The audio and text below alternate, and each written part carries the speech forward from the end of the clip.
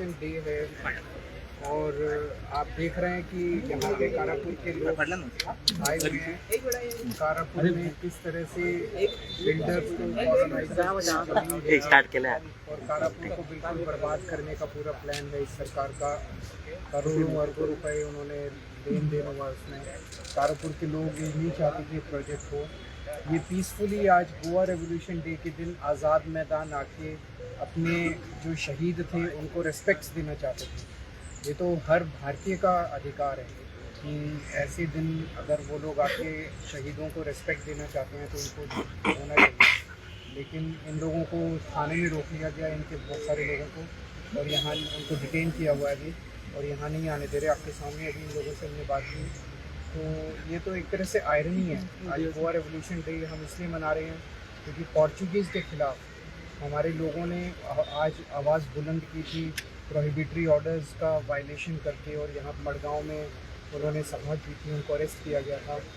हमने ये सोचा था, आज़ादी मिली थी 1961 में गोवा को, ये सोचा था कि अब हमारा देश, हम अपने देश का हिस्सा बन रहे हैं, अब हमें आज़ादी मिलेगी। लेकिन किसने सोचा था कि एक ऐसी सरकार आएगी जो पोर्चुगीज़ से, अंग्रेज़ों से भी ज़्यादा बदतर सरकार होगी, उनसे भी ज़्यादा षड्यंत्रकारी होगी, उनसे भी ज़्यादा अत्याचारी होगी। तो मुझे उम्मीद है जैसे अंग्रेज़ों का अहंकार नहीं चला, पोर्चुगीज़ का अहंकार नहीं चला, बीजेपी का भी अहंकार नहीं चला, एक दिन का अहंकार टूटेगा और लोगों की जीत होगी। हम पूरी तरह से कारापुर के लोगों के साथ हैं और जो भी लोग हैं जो अपने अपने इलाके में संघर्ष कर रहे हैं, हम उन सब लोगों के साथ हैं। अपोज करके, उनको डिफाई करके अरेस्ट किया गया था।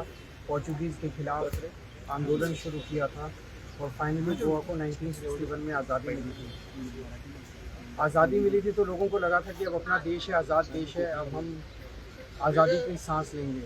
लेकिन बड़े दुख की बात है कि आज के दिन कारापुर के लोग अपने यहाँ जो प्रोजेक्ट चल रहा है उसके विरोध में यहाँ आज़ाद मैदान आ रहे थे और उनको बीजेपी की अहंकारी सरकार ने रास्ते में रोक लिया, पुलिस स्टेशन में डिटेन कर दिया।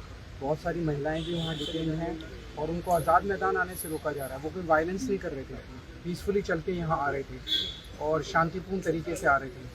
तो उनको अगर आवाज़ उठाने नहीं दी जा रही तो ये तो पोर्चुगीज़ की तरह, अंग्रेज़ों की तरह ये सरकार काम कर रही है। तो हमें लगता है कि जैसे अंग्रेज़ों का अहंकार टूटा था, पोर्चुगीज़ का अहंकार टूटा था, बीजेपी का भी अहंकार टूटेगा और एक दिन लोगों की आवाज़ सच की जीत होगी। तुम्ही पळयतात गोंयकारपण, गोंयकारांचो गोंयकारा खातीर।